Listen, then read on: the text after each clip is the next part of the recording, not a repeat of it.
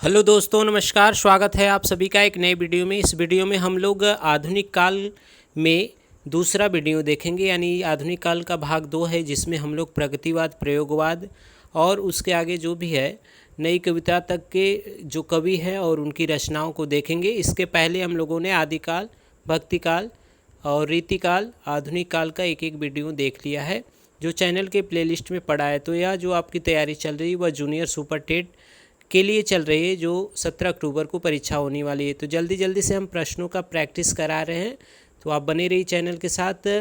Channel पे नए हैं तो लाइक सब्सक्राइब शेयर ज़रूर करिएगा। यह जो वीडियो है वह हिंदी से महत्वपूर्ण प्रश्नों से संबंधित है। तो चलिए शुरू करते हैं। इसमें जो पहला प्रश्न है वह क्या कहा गया है? इसमें कहा गया है कि दिनकर को किस वर्ग में रखा जाएगा, यानी दिनकर जो कवि है उनको किस वर्ग में रखा जाएगा। क्या वह छायावादी कवि है, राष्ट्रीय सांस्कृतिक धारा के कवि हैं, प्रेम और मस्ती के कवि हैं, या प्रयोगवादी कवि है? यह आपको बताना है। 4 ऑप्शन आपके सामने दिए गए हैं। तो दिनकर जो कवि हैं वह रखे जाते हैं राष्ट्रीय सांस्कृतिक धारा के कवि के रूप में। ठीक है, ऑप्शन आपका बी सही हो जाएगा। चलिए अगला प्रश्न क्या है उसे देखते हैं। अगला प्रश्न है, वैद्यनाथ मिश्र किस कवि का वास्तविक नाम है? यह आपको बताना है। वैद्यनाथ मिश्र किस कवि का वास्तविक नाम है, इसे आप बताइएगा।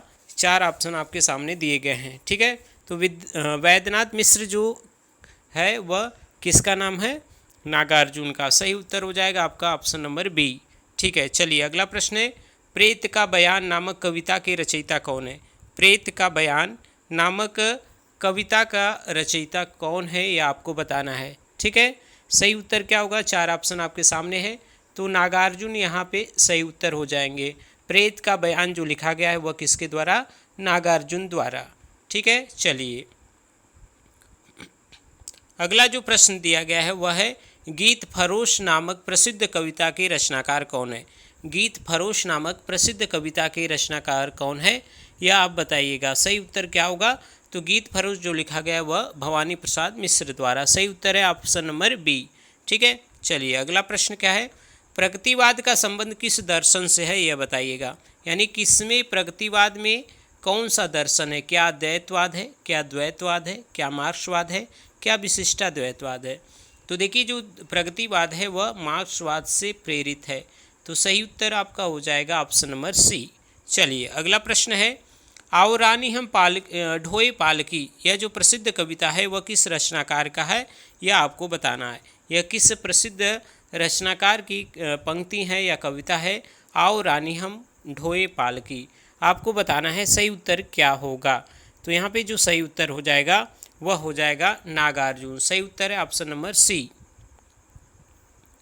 अगला प्रश्न है, फूल नहीं रंग बोलते हैं, इस काव्य संग्रह यह कौन से कवि का है? फूल नहीं रंग बोलते हैं, यह जो काव्य संग्रह दिया गया है वह किस कवि का है? क्या केदारनाथ अग्रवाल का है, त्रिलोचन शास्त्री का है, रामविलास शर्मा का है, या धूमिल का है? यह आपको बताना है सही उत्तर क्या होगा। तो काव्य संग्रह जो है फूल नहीं रंग बोलते, यह केदारनाथ अग्रवाल का है। सही उत्तर आपका होगा ऑप्शन नंबर ए। चलिए अगला प्रश्न क्या है उसे बताइएगा। यहाँ पे दिए गए हैं, निम्नलिखित सूचियों को सुमेलित करते हुए सही विकल्प का चयन करना है। तो यहाँ पे देखिए, युगधारा, युगगंगा, रसवंती, हिल्लोल दिया हुआ है। तो युगधारा किसका है? यह है नागार्जुन का। युग की गंगा किसका है? केदारनाथ अग्रवाल का। रसवंती किसका है? दिनकर का। हिल्लोल किसका है? शिवमंगल सिंह सुमन का। तो यह सही सुमेलित है। ठीक है, यह सही सुमेलित है, आप देख लीजिएगा। चलिए अगला प्रश्न हम लोग देखेंगे। अगला जो प्रश्न है, प्रगतिवादी काव्य की समय सीमा इनमें से क्या है, यह बताइए।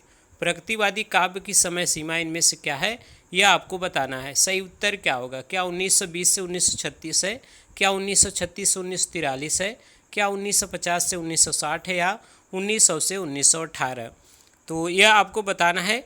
तो प्रगतिवाद जो है, प्रगतिवाद वह कब से है? 1936 से 1943 ईस्वी तक। सही उत्तर होगा ऑप्शन नंबर बी। चलिए अगला प्रश्न क्या है, हिंदी का कौन सा कवि मैथिली में यात्री नाम से लिखता था, यह आपको बताना है। यात्री नाम से मैथिली में कौन से कवि हैं जो रचनाकार करते हैं? 4 ऑप्शन आपको दिए गए हैं, सही उत्तर को बताना है। तो वह कौन से कवि हैं? नागार्जुन। सही उत्तर होगा ऑप्शन नंबर बी। चलिए इनमें से कौन प्रगतिवादी कवि नहीं है? प्रगतिवादी कवि कौन नहीं, यह बताइएगा। सही उत्तर क्या है? 4 ऑप्शन आपको दिए गए हैं। क्या हरिऔध जी हैं, क्या त्रिलोचन है, क्या नागार्जुन है, क्या केदारनाथ अग्रवाल है? तो देखिए हरिऔध जी जो आते हैं वह किस में आते हैं? वह आते हैं द्विवेदियों के कवि के रूप में। ठीक है, तो प्रगतिवादी कवि नहीं है। बाकी बात करें त्रिलोचन, नागार्जुन और केदारनाथ अग्रवाल, यह सभी क्या हैं?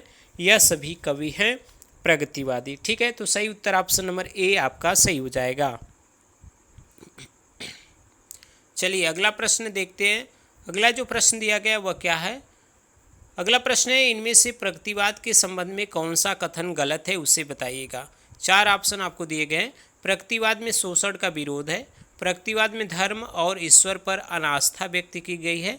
अगला दिया है, स्थूल सौंदर्य के स्थान पर सूक्ष्म वायवीय सौंदर्य का चित्रण है, शोषितों के प्रति सहानुभूति व्यक्त की गई है। तो इसमें कौन सा गलत है यह आपको बताना है। तो देखिए ऑप्शन नंबर जो सी है वह सौंदर्य की बात प्रगतिवाद नहीं करता है। ठीक है, तो यहाँ पे सही उत्तर होगा ऑप्शन नंबर सी। चलिए अगला प्रश्न है,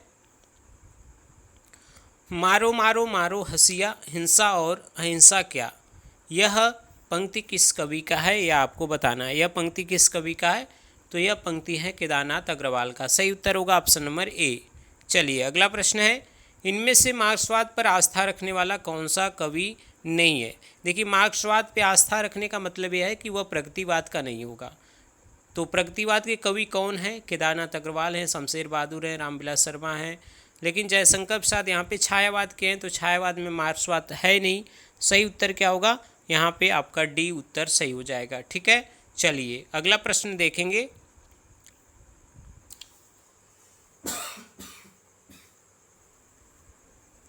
अगला जो प्रश्न है, कुरुक्षेत्र की रचना में कवि का मूल उद्देश्य क्या है यह आपको बताना है। कुरुक्षेत्र जो दिनकर की रचना है उसमें क्या मूल उद्देश्य कवि का है? यहाँ पे 4 ऑप्शन दिए। क्या युद्ध और शांति की समस्या पे गंभीर चिंतन है, क्या शोषण का विरोध है, क्या प्रतिशोध की भावना है, क्या महाभारत की कथा का पुनराख्यान है? तो यहाँ पे मूल उद्देश्य कवि का क्या है? कुरुक्षेत्र की रचना में युद्ध और शांति की समस्या पे गंभीर चिंतन। ठीक है, ऑप्शन नंबर ए आपका सही हो जाएगा। चलिए अगला प्रश्न क्या है उसे देखते हैं। भारतीय प्रगतिशील लेखक संघ की स्थापना कब हुई थी? तो भारतीय प्रगतिशील लेखक संघ की स्थापना कब हुई थी? यह हुआ था 1936 ईस्वी में। सही उत्तर है ऑप्शन नंबर आपका बी। बी उत्तर आपका सही हो जाएगा। ठीक है, चलिए यहाँ पे अगला प्रश्न हम लोग देखते हैं। अगला जो प्रश्न दिया गया है वह है, भारतीय प्रगतिशील लेखक संघ की स्थापना सर्वप्रथम कहाँ पे हुई थी? तो सर्वप्रथम जो हुआ था वह कहाँ पे हुआ था यह आपको बताना है। तो भारतीय प्रगतिशील लेखक संघ की स्थापना जो हुआ था सर्वप्रथम वह लंदन में हुआ था। सही उत्तर है ऑप्शन नंबर ए। चलिए अगला प्रश्न क्या है, क्षमा शोभती उस भुजंग को जिसके पास गरल हो, यह पंक्ति किस ग्रंथ का है?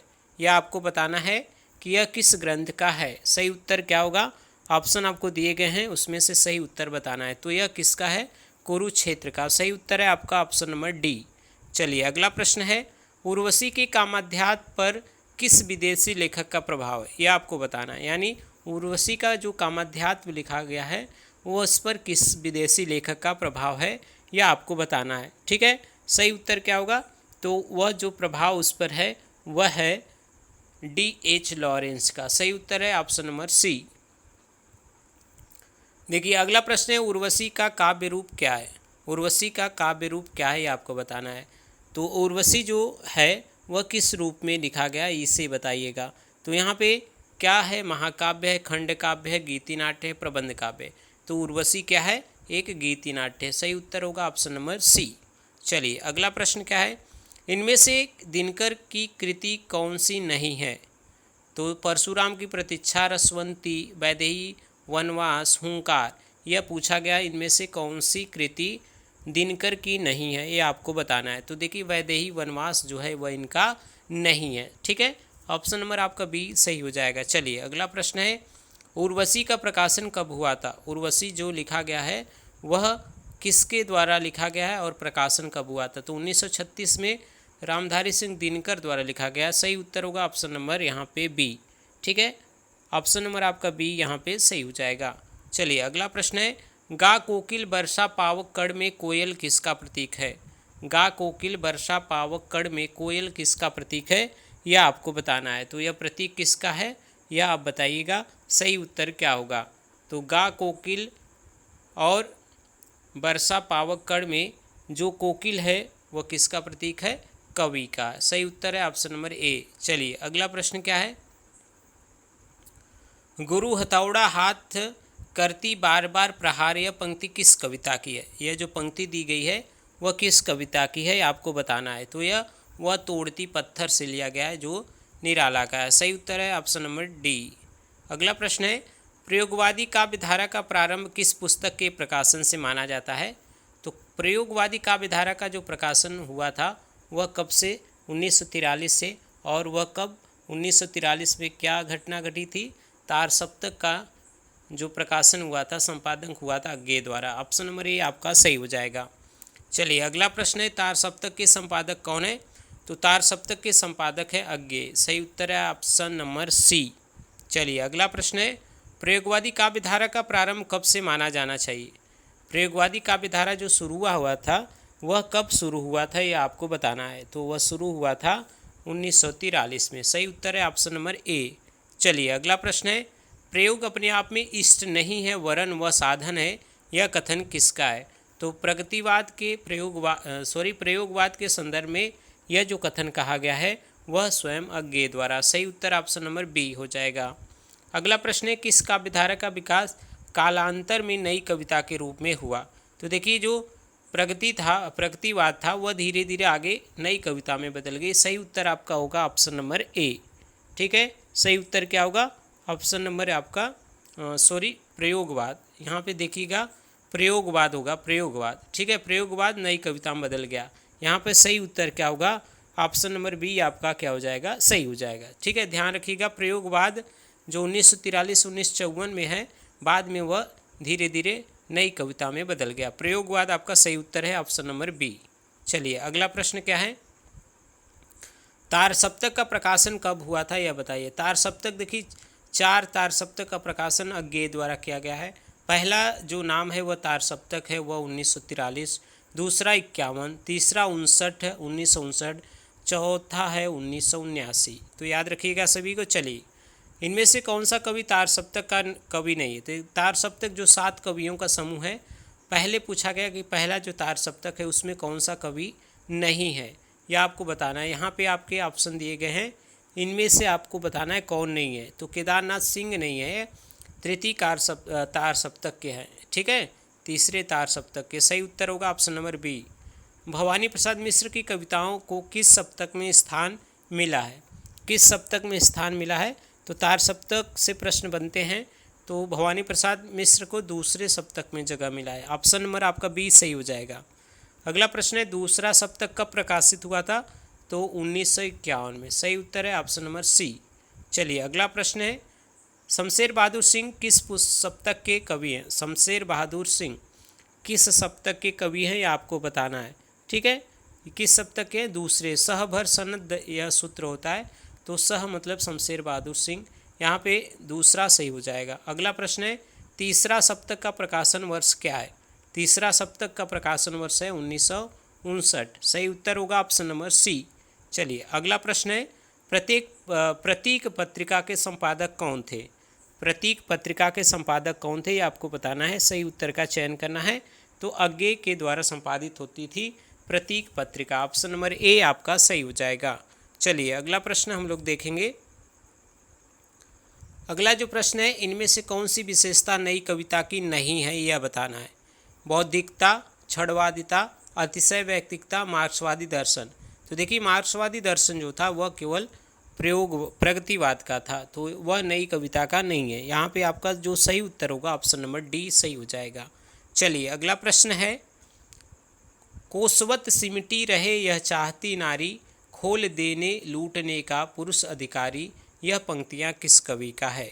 कोसवत सिमटी रहे यह चाहती नारी, खोल देने लूटने का पुरुष अधिकारी, यह जो पंक्ति है वह किसका है, यह आपको बताना है। तो यह जो पंक्ति है वह लिखा गया किसके द्वारा? अज्ञे द्वारा। सही उत्तर होगा ऑप्शन नंबर सी। अगला प्रश्न है, आह मेरा श्वास है उत्तप्त, धमनियों में उमड़ आई है लहू की धार, तुम कहाँ हो नारी, यह पंक्ति किसका है यह आपको बताना है। यह जो पंक्ति है वह किसका है, तो यह बताइएगा। सही उत्तर होगा यहाँ पे option number D. Option number D यानी अज्ञेय की पंक्ति है। ठीक है, चलिए अगला प्रश्न है, देवता बिन प्रतीकों के कर गए हैं कूच, कभी वासन अधिक घिसने से मुलम्मा छूट जाता है। इस पंक्तियों का मूल मंतव्य क्या है, यह आपको बताना है। तो यह है पुराने शब्दों की अर्थवत्ता खो गई। ठीक है, ऑप्शन नंबर आपका ए यहाँ पे सही हो जाएगा। चलिए अगला प्रश्न क्या है, ऑपरेशन थिएटर सी जो हर काम करते हुए चुप है, इस पंक्ति में नई कविता की कौन सी प्रवृत्ति परिलक्षित होती है, यह आपको बताना है। आपको बताना है यहाँ पे सही उत्तर क्या होगा, तो यहाँ पे हो जाएगा नवीन उपमान दिए गए हैं। सही उत्तर होगा ऑप्शन नंबर सी। अगला प्रश्न है, नई कविता पर इनमें से कौन सा आरोप लगाया गया है, यह आपको बताना है। नई कविता पर कौन सा आरोप लगाया गया है, सही उत्तर का चयन करना है। तो देखिए नई कविता में कोई दर्शन नहीं है, नई कविता में अश्लीलता है, नई कविता में छंदहीनता है, यह सभी दोष हैं। उपयुक्त आपका डी यहाँ पे सही हो जाएगा। ठीक है, चलिए अगला प्रश्न देखेंगे। अगला जो प्रश्न है, चांद का मुंह टेढ़ा है काव्य संकलन के रचयिता कौन है, तो चांद का मुंह टेढ़ा यह किसका है, मुक्तिबोध का। सही उत्तर है आपका ऑप्शन नंबर बी। ठीक है, ऑप्शन नंबर बी आपका क्या है, सही है। चलिए अगला प्रश्न क्या है, ब्रह्म राक्षस नामक कविता के रचयिता का नाम क्या है, यह आप बताइए। ब्रह्म राक्षस नामक कविता के रचयिता कौन है, तो वह यह किसका है, यह भी मुक्तिबोध का है। सही उत्तर होगा ऑप्शन नंबर आपका सी। चलिए अगला प्रश्न है, इनमें से कौन सी कृति अज्ञेय की नहीं है, अज्ञेय की बताना है। हरी घास पर छड़ भर, अरी ओ करुणा प्रभा में, भूरी भूरी खाक धूल आंगन के पार द्वार। तो देखिए यहाँ पे जो नहीं है वह कौन सा है, भूरी भूरी खाक धूल, यह भी किसका है, यह है मुक्तिबोध का। सही उत्तर होगा ऑप्शन नंबर बी। चलिए अगला प्रश्न है, निम्नलिखित जो कृति और कृतिकार को सुमेलित करना है। ठीक है, यहाँ पे दिया गया है। ठीक है, तो एक आप समझिए यहाँ पे सागर मुद्रा किसका है, अज्ञेय का। नाथ और निर्माण किसका है, गिरजा कुंवर माथुर का। संसद से सड़क तर यह किसका है, धूमिल का। कनुप्रिया किसका है, धर्मवीर भारती का। तो यह सही सुमेलित है, आप इसे ध्यान से देख लीजिएगा। चलिए अगला प्रश्न देखते हैं, अंधेरे में नामक प्रसिद्ध कविता के रचयिता कौन है, तो अंधेरे में नामक जो प्रसिद्ध कविता है वह किसका है, मुक्तिबोध का। सही उत्तर होगा ऑप्शन नंबर बी। चलिए अगला प्रश्न है, हिंदी का प्रतिनिधि गजलकार किस कवि को माना जाता है। जो गजलकार माने जाते हैं वह कौन माने जाते हैं, तो वे हैं हिंदी के प्रसिद्ध गजलकार दुष्यंत कुमार। सही उत्तर होगा ऑप्शन नंबर सी। चलिए अगला प्रश्न है, शिलापंख चमकीले किस कवि की रचना है। शिलापंख चमकीले, ठीक है, नास और निर्माण, ठीक है, यह सभी जो हैं वह गिरजा कुंवर माथुर के। सही उत्तर होगा ऑप्शन नंबर सी।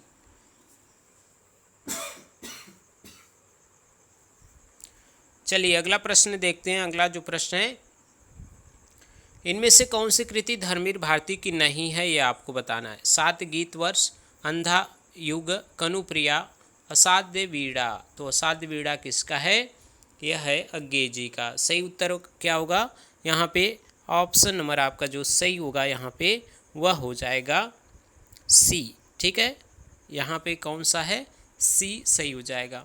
चलिए अगला प्रश्न क्या दिया गया है उसे देखते हैं। चलिए अगला प्रश्न है, कुआनो नदी किस कवि की रचना है। कुआनो नदी, ठीक है, यह किसका है, तो आपको बताना है कुआनो नदी किसका है, सरस्वती दयाल सक्सेना का। सही उत्तर होगा ऑप्शन नंबर ए।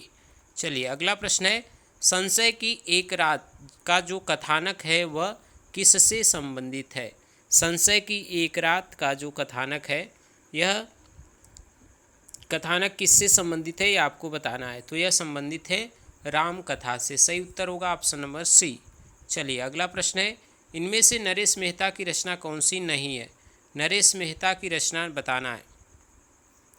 यहाँ पे देखिए, संशय की एक रात, महाप्रस्थान, अररिया और गर्म हवाएं दिए गए हैं। सही उत्तर आप बताइएगा। तो गर्म हवाएं इनका नहीं है, बाकी यह सभी रचना नरेश मेहता का है। सही उत्तर आपका होगा ऑप्शन नंबर डी। ठीक है, ऑप्शन नंबर डी आपका सही हो जाएगा। चलिए अगला प्रश्न है, चक्रव्यूह एवं आत्मजयी नामक कृति के रचनाकार कौन है। चक्रव्यूह एवं आत्मजयी नामक कृति के रचनाकार कौन है, तो यह जो रचना है वह कुंवर नारायण का है। सही उत्तर होगा ऑप्शन नंबर आपका बी। चलिए अगला प्रश्न क्या है, इसे सुमेलित करना है। ठीक है, यहाँ पे आप सुमेलित करिएगा, यहाँ पे क्या सुमेलित करना है। तो देखिए अभी पढ़े हैं चक्रव्यूह किसका है, वह है कुंवर नारायण का। चुका भी नहीं हूँ मैं, यह किसका है, शमशेर बहादुर सिंह का। साए में धूप किसका है, दुष्यंत कुमार का। हिमबद्ध विद्ध किसका है, जगदीश गुप्त का। तो यह सही ऑप्शन आपका है। यहाँ पे सही उत्तर क्या होगा यह आप बताइएगा। सही उत्तर भी आपका हो जाएगा ऑप्शन नंबर ए। ठीक है, चलिए अगला प्रश्न हम लोग देखेंगे। अगला जो प्रश्न है उस वह क्या दिया गया है उसे देखते हैं। नाटक जारी है के रचयिता हैं। नाटक जारी है यह जो काव्य है उसके रचयिता कौन है, इसकी विधा पूछता है। तो नाटक जारी है काव्य है वह किसका है यह आप बताइएगा। यह किसका है, लीलाधर जगुड़ी का। सही उत्तर होगा ऑप्शन नंबर बी। चलिए अगला प्रश्न क्या है उसे देखते हैं। अगला प्रश्न है, इनमें से विजय देवनारायण शाही की काव्य कृति कौन सी है। विजय देवनारायण शाही की कृति कौन सी है। मछलीघर, त्रास, मृग और तृष्णा, सूर्य का स्वागत। तो इनमें से कौन है यह बताइएगा। तो सही उत्तर क्या होगा, मछलीघर किसका है, विजय देवनारायण शाही का। सही उत्तर होगा ऑप्शन नंबर ए। इनमें से रघुवीर सहाय की काव्य कृति कौन सी है। तो रघुवीर सहाय की कृति पूछा गया है, तो यहाँ पे बताइएगा कौन सा होगा। तो सीढ़ियों पर धूप में, यह किसका है, यह रघुवीर सहाय का है। सही उत्तर होगा ऑप्शन नंबर सी। चलिए अगला प्रश्न है, 1975 के बाद की कविता को क्या नाम दिया गया है। तो 1975 के बाद की जो कविताएं हैं उनको नाम दिया गया है क्या, समकालीन कविता। सही उत्तर है ऑप्शन नंबर आपका बी। चलिए अगला प्रश्न है, लकड़बग्गा हंस रहा है की रचयिता कौन है। लकड़बग्गा हंस रहा है की रचयिता कौन है, ये आप बताइएगा। तो यहाँ पे देखिए जो चंद्रकांत देवताले हैं उनकी रचना है लकड़बग्गा हंस रहा है। ऑप्शन नंबर आपका बी सही हो जाएगा। चलिए अगला प्रश्न है, खिचड़ी विप्लव देखा हमने, इसके रचनाकार कौन है। खिचड़ी विप्लव देखा हमने के रचनाकार कौन है यह बताइएगा। तो यह नागार्जुन इसके रचनाकार है। ऑप्शन नंबर आपका बी यहाँ पे सही हो जाएगा। चलिए अगला प्रश्न है, साखी के रचयिता इनमें से कौन है यह बताइए। साखी के रचयिता इनमें से कौन है यह आपको बताना है। तो साखी जो लिखा गया वह किसके द्वारा, विजय देवनारायण शाही द्वारा। सही उत्तर है ऑप्शन नंबर ए। चलिए अगला प्रश्न है, नई कविता पत्रिका का प्रकाशन कब हुआ था। तो 1954 में जगदीश चंद्र गुप्त द्वारा नई कविता पत्रिका का संपादन किया गया था। सही उत्तर होगा ऑप्शन नंबर सी। चलिए अगला प्रश्न है, सर्वेश्वर दयाल सक्सेना किस सप्तक के कवि हैं। सर्वेश्वर दयाल सक्सेना किस सप्तक के कवि हैं यह बताइएगा। यहाँ पे आपको ऑप्शन दिए गए हैं, उसमें जो सही उत्तर होगा वह तीसरे सप्तक के कवि हैं। ठीक है, चलिए यहाँ पे तीसरे सप्तक के कवि ऑप्शन सी आपका सही हो जाएगा। अगला प्रश्न है, निम्नलिखित में कौन सी कृति महाभारत के पात्रों पर आधारित है। तो यहाँ पे महाभारत के पात्रों पर आधारित जो कृति है वह है धर्मवीर भारती द्वारा लिखा गया अंधा युग। इसमें सभी जो पात्र हैं वह क्या महाभारत से संबंधित है। सही उत्तर होगा ऑप्शन नंबर बी।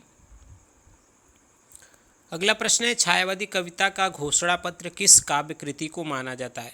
तो देखिए जो पंत का पल्लव है उसकी भूमिका के कारण इसे छायावादी कविता का घोषणा पत्र माना गया है। सही उत्तर होगा ऑप्शन नंबर आपका डी। ठीक है, सही उत्तर क्या होगा आपका ऑप्शन नंबर डी सही हो जाएगा। चलिए अगला प्रश्न क्या है, अगला प्रश्न क्या है आपको बताना है। ठीक है, किस प्रगतिशील कवि ने एक से अधिक भारतीय भाषाओं में काव्य रचना की है। यानी एक से अधिक भारतीय भाषाओं में रचना करने वाले प्रगतिशील कवि कौन है। तो वह कौन है, नागार्जुन, क्योंकि यह मैथिली में भी रचना किए हैं। तो आपका सी उत्तर सही हो जाएगा। अगला प्रश्न है, इनमें से कौन सा वर्ग प्रयोगवाद का केंद्र है। प्रयोगवाद में क्या था, ठीक है, कौन सा केंद्र है इसे बताइएगा।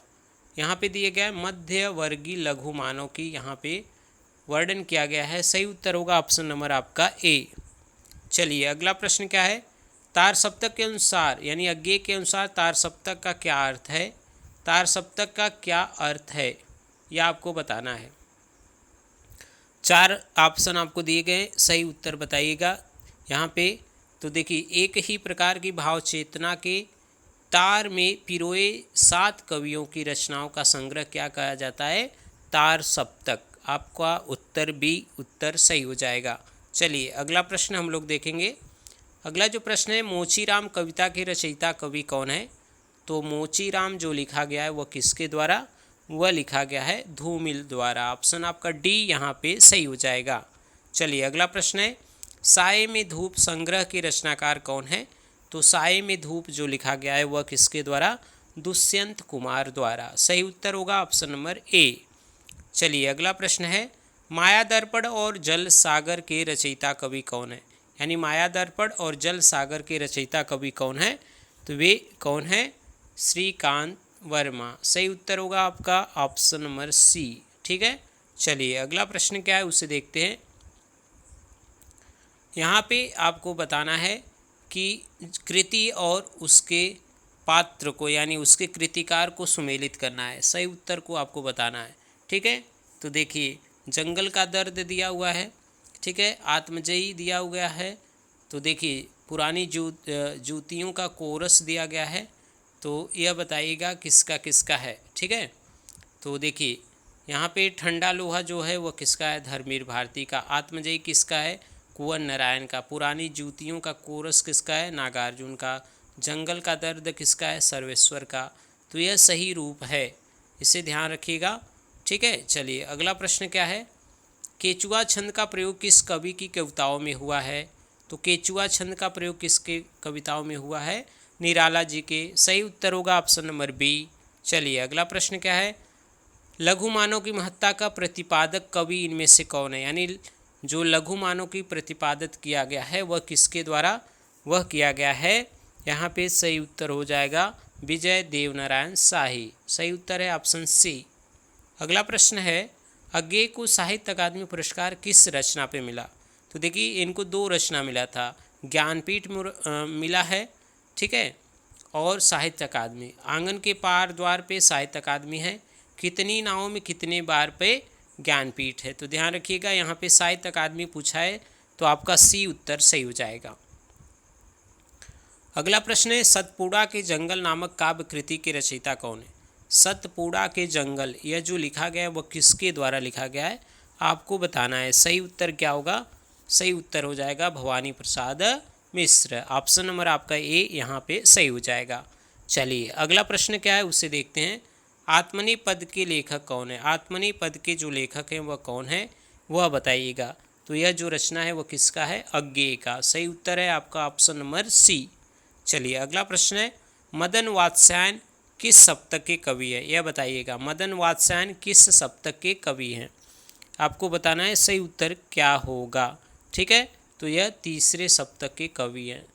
ठीक है, अगला प्रश्न है, इनमें से कौन सा कवि 3रे सप्तक का कवि नहीं है, यह बताइएगा। तो 3रे सप्तक के कवि कौन नहीं है, इसमें से बताइए कौन नहीं है। तो धर्मवीर भारती हैं, सहभर सनद, यह सहभर सनद होता है, यह 2य सप्तक के हैं।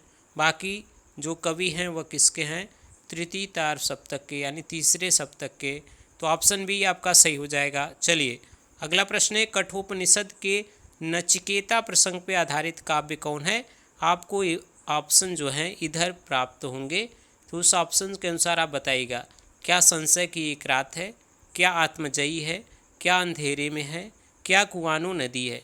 ठीक है, सही उत्तर बताइएगा। तो यहाँ पे सही उत्तर क्या हो जाएगा? वह हो जाएगा ऑप्शन नंबर जो बी है, आत्मजयी। ठीक है, यह सही उत्तर है। चलिए अगला प्रश्न है, इनमें से निराला की व्यंग परक कविता कौन सी है? तो व्यंग जो लिखा गया निराला द्वारा वह लिखा गया है कुकुरमुत्ता में। सही उत्तर है ऑप्शन नंबर सी। चलिए अगला प्रश्न है, शकुंतला माथुर किस वर्ग में आने वाली कवित्री हैं? तो शकुंतला माथुर किस में आने वाली है? याद रखिएगा, कवित्री से पूछता है, तो यह प्रयोगवाद में आती हैं। ठीक है, और तार सप्तक की कवि हैं। ठीक है, तार सप्तक में वह 3रे सहभर सनद, यह 2रे सप्तक की कवि हैं। ठीक है, कवित्री हैं। इनमें से रचनाओं में कौन सबसे पहले लिखी गई है? अब देखिए समय के अनुसार बताना है। साकेत तो 31 में है, कमायनी 35 में है, पल्लव 28 में है, परिमल कब है यह बताइएगा। तो यहाँ पे सही उत्तर क्या होगा, सही उत्तर हो जाएगा पल्लव। पल्लव पहले लिखा गया 28 में, ऑप्शन नंबर आपका बी सही हो जाएगा। चलिए अगला प्रश्न है, कौन सी कृति विरह काव्य है, कौन सी कृति विरह काव्य है। तो यहाँ पे जयशंकर प्रसाद का जो विरह काव्य है वह कौन है, वह है आंसू। सही उत्तर होगा ऑप्शन नंबर ए। चलिए अगला प्रश्न है, कौन सी रचना हरिवंश राय बच्चन की नहीं है। तो यहाँ पे जो 4 ऑप्शन दिए गए हैं उसमें हरिवंश राय बच्चन की रचना कौन नहीं है, तो प्रभात फेरी इनका नहीं है। सही उत्तर होगा ऑप्शन नंबर क्या, बी सही हो जाएगा। चलिए अगला प्रश्न है, इनमें से प्रसाद का गीति काव्य कौन सा है। तो देखिए इनका जो गीति काव्य है वह किसे माना जाता है, वह माना जाता है, सही उत्तर क्या होगा यहाँ पे बताइएगा, गीति काव्य है आंसू। ठीक है, सही उत्तर है ऑप्शन नंबर बी। ठीक है, चलिए अगला प्रश्न क्या है, सुभद्रा कुमारी चौहान की कौन सी कविता अत्यंत लोकप्रिय हुई है। तो सुभद्रा कुमारी चौहान की जो कविता है झांसी की रानी, वह बहुत ही ज़्यादा प्रसिद्ध हुई है। ठीक है, सही उत्तर होगा ऑप्शन नंबर यहाँ पे ए। अगला प्रश्न है, मातृभूमि पर शीश चढ़ाने जित पर जावे अनेक वीर, यह पंक्ति किस कवि की है। यह जो पंक्ति है वह किस कवि की है।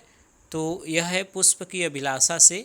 सही उत्तर होगा माखनलाल चतुर्वेदी। सही उत्तर क्या होगा, ऑप्शन नंबर आपका सी यहाँ पे सही हो जाएगा। चलिए अगला प्रश्न क्या है, देश प्रेम व पुण्य क्षेत्र है अमल असीम त्याग से विलसित, यह पंक्तियाँ इनमें से किस कवि की है, यह आपको बताना है। यह पंक्तियाँ इनमें से किस कवि की हैं, तो यह है राम नरेश त्रिपाठी का। सही उत्तर होगा ऑप्शन नंबर डी। चलिए अगला प्रश्न दिया गया, हाइकू कविता भारत में किस देश से आई है। हाइकू कविता भारत में किस देश से आई है, तो यह आपको बताना है। तो यह कहाँ से आई है, यह जो शैली है वह क्या है, जापान की। तो हाइकू कविता में कितनी पंक्तियाँ होती है यह बताइएगा। यह कितनी पंक्तियों का होता है, यह होता है 3। सही उत्तर है ऑप्शन नंबर ए। चलिए अगला प्रश्न क्या है, अनग नाटक के रचयिता कौन है। अनग जो नाटक लिखा गया है उसके रचयिता कौन है, तो वे हैं मैथिली शरण गुप्त। ऑप्शन नंबर ए आपका सही हो जाएगा। ठीक है, चलिए अगला प्रश्न है, रामधारी सिंह दिनकर ने D.H. लॉरेंस की कविताओं का अनुवाद किस में किया है। तो देखिए वह किस में किया है उसको बताना है। तो आत्मा की आंखें में उन्होंने किया है। सही उत्तर है ऑप्शन नंबर आपका बी उत्तर सही हो जाएगा। चलिए अगला प्रश्न है, इनमें से कौन सा पात्र उर्वशी का है। उर्वशी जो लिखा गया है उसमें से जो पात्र है वह बताना है। तो उर्वशी के जो पात्र हैं वह कौन है, सुकन्या। ऑप्शन बी आपका सही हो जाएगा। अगला प्रश्न है, त्रिशूल इनमें से किस कवि का उपनाम है। तो किसका है, गया प्रसाद शुक्ल सनेही त्रिशूल। आपका यहाँ पे सही उत्तर होगा डी। अगला प्रश्न है, कौन सी कृति सबसे पहले लिखी गई है। अब देखिए समय सीमा के अनुसार बताना है। तो यह जो रचनाएँ वह हरिऔध जी का, वह कौन सबसे पहले लिखा गया है। तो सबसे पहले जो लिखा गया है वह कौन है, प्रिय प्रवास। सही उत्तर है ऑप्शन नंबर सी। अगला प्रश्न है, अयोध्या सिंह उपाध्याय द्वारा रचित रीति ग्रंथ का नाम क्या है। यानी जिसमें रीति ग्रंथ का वर्णन किया गया है वह कौन सा है। तो वह कौन सा है, रस कलश। सही उत्तर होगा ऑप्शन नंबर सी। अगला प्रश्न है, दिनकर के किस काव्य ग्रंथ में काम आध्यात्म का विवेचन है। तो वह किस में है, वह बताना है। तो वह किस में है, वह उर्वशी में। सही उत्तर होगा डी। चलिए अगला प्रश्न है, क्वासी इनमें से किस कवि की कृति है। तो क्वासी, अपलक, रश्मि रेखा, यह सभी किसके हैं, बालकृष्ण शर्मा नवीन के। सही उत्तर है option number B, option number A. ठीक है, चलिए अगला प्रश्न है, इनमें से कौन सा कवि तीसरे सप्तक का नहीं है। तीसरे सप्तक का कवि नहीं कौन पूछा गया है। तो यहाँ पे बताइएगा। तो शमशेर बहादुर सिंह जो हैं वह दूसरे सप्तक के हैं। तो ऑप्शन ए आपका सही हो जाएगा। अगला प्रश्न है, नरेश मेहता किस सप्तक के कवि हैं। ठीक है, नरेश मेहता को बताइएगा किस सप्तक के कवि हैं। तो वे हैं दूसरे सप्तक के। अगला प्रश्न है, 1951 में कौन सा सप्तक प्रकाशित हुआ। तो दूसरा सप्तक प्रकाशित हुआ। ऑप्शन बी आपका सही हो जाएगा। अगला प्रश्न है, सावन मेघ किस कवि की लिखी कविता है। सावन मेघ किस कवि की कविता है, यह आपको बताना है। तो यह किसका है, यह अज्ञेय का। सही उत्तर क्या हो जाएगा, ऑप्शन नंबर सी। अगला प्रश्न है, साहित्यकार कला और साहित्य को कॉमर्शियल पोर्नोग्राफी के स्तर पर उतारते जा रहे हैं, यह कथन किस आलोचक का है। यह आपको बताना है किस आलोचक का है। तो यहाँ पे यह जो कथन है वह किसका है, कुमार बीमल का। सही उत्तर होगा ऑप्शन नंबर बी। चलिए अगला प्रश्न है, दुख सबको मांझता है, यह पंक्ति किस कवि की है, यह आपको बताना है। दुख सबको मांझता है यह किसका है, तो यह आपको बताना है। ठीक है, तो यह जो है वह अज्ञेय का है। सही उत्तर हो जाएगा ऑप्शन नंबर सी। चलिए अगला प्रश्न है, प्रार्थना पुरुष के रचयिता कौन है, प्रार्थना पुरुष के रचयिता कौन है, यह आपको बताना है। सही उत्तर क्या होगा, यह क्या होगा, सही उत्तर नरेश मेहता। ठीक है, ऑप्शन नंबर आपका बी सही हो जाएगा। चलिए अगला प्रश्न क्या है, इनमें से समकालीन कविता से जुड़ा कवि कौन है, यानी समकालीन कवि कौन है जो रचना करते हैं, वह हैं यहाँ पे धूमिल। ऑप्शन बी आपका सही हो जाएगा। अगला प्रश्न है, शमशेर बहादुर सिंह किस शतक के कवि हैं, शमशेर बहादुर सिंह किस शतक के कवि हैं, तो यह किस शतक के हैं, दूसरे शतक के। ऑप्शन सी आपका सही हो जाएगा। अगला प्रश्न, नचिकेता किस काव्य ग्रंथ का पात्र है, नचिकेता किस काव्य ग्रंथ का पात्र है, यह आपको बताना है। सही उत्तर बताइएगा। तो यह किसका पात्र है, वह है कुआनो नदी का। ठीक है, यहाँ पे सही उत्तर होगा ऑप्शन नंबर सी। चलिए अगला प्रश्न है, हजार हजार बाहों वाली रचना किसका है, हजार हजार बाहों वाली, पुरानी जूतियों का कोरस, यह सभी जो रचनाएं हैं वह किसका है, नागार्जुन का। सही उत्तर होगा ऑप्शन नंबर सी। चलिए अगला प्रश्न है, इनमें से चंद्रकांत देवताले की रचना कौन सी है, चंद्रकांत देवताले की रचना कौन सी है, यह आपको बताना है। तो यह दीवारों पर खून से। सही उत्तर होगा ऑप्शन नंबर सी। अगला प्रश्न है, वैरंग बेनाम चिट्ठियाँ किस गीतकार की कृति है, वैरंग बेनाम चिट्ठियाँ, यह आपको बताना है। सही उत्तर क्या होगा, रामदरस मिश्र। ऑप्शन बी आपका सही हो जाएगा। अगला जो प्रश्न है वह क्या है, वह दिया गया, इनमें से कौन से संकलन का संपादन डॉक्टर शंभुनाथ सिंह ने किया है। तो शंभुनाथ सिंह ने जिसका संपादन किया है वह किया है यहाँ पे नवगीत अर्धसती, नवगीत अर्धसती। सही उत्तर होगा ऑप्शन नंबर सी। चलिए अगला प्रश्न क्या है, हाइकू जो 1999 में संकलन किया गया था उसके संपादक कौन है, तो उसके संपादक जो हैं वह कमलेश भट्ट हैं। ऑप्शन नंबर आपका सी ए सही हो जाएगा। चलिए अगला प्रश्न है, इनमें से कौन हाइकू कविता से जुड़ा है, तो यह कौन जुड़े हैं, तो आपको बताना है। तो सही उत्तर क्या हो जाएगा, सत्यभूषण वर्मा। चलिए अगला प्रश्न है, गीतांजलि का प्रकाशन कब हुआ था, गीतांजलि का प्रकाशन कब हुआ था, तो यह प्रकाशन हुआ था 1958 में। ठीक है, अगला प्रश्न है, शंबुक नामक कृति के रचयिता कौन है, शंबुक नामक कृति के रचयिता कौन है, तो वे हैं जगदीश गुप्त। सही उत्तर है ऑप्शन नंबर ए। ठीक है, चलिए अगला प्रश्न क्या है उसे देखते हैं। अगला जो प्रश्न है वह दिया गया है, मुक्ति प्रसंग इनमें से किसका कृति है, मुक्ति प्रसंग इनमें से किसका कृति है, तो वह किसका कृति है, वह है राजकमल चौधरी का। अगला प्रश्न है, लीलाधर जगुड़ी की कौन सी रचना है, तो नाटक जारी है उनका है। ऑप्शन ए आपका सही हो जाएगा। चलिए अगला प्रश्न है, आंगन के पार द्वार के रचयिता कौन है, तो आंगन के पार द्वार किसका है, यह है अज्ञेय जी का। सही उत्तर होगा ऑप्शन नंबर डी। तो यह कुछ महत्वपूर्ण प्रश्न थे आधुनिक काल में प्रयोगवाद, प्रगतिवाद, नई कविता से संबंधित। तो चलिए मिलते हैं एक नए वीडियो में। अगर वीडियो पसंद आया हो तो लाइक ज़रूर करिएगा, शेयर ज़रूर करिएगा, चैनल में नए हैं तो सब्सक्राइब भी कर लीजिएगा। ठीक है, वीडियो कैसा लगा आप अपना फीडबैक ज़रूर दीजिएगा, जिससे हमें पता चले कि किस तरह की वीडियो आपको चाहिए। ठीक है, चलिए मिलते हैं एक नए वीडियो में, तब तक के लिए आप सभी का बहुत बहुत धन्यवाद।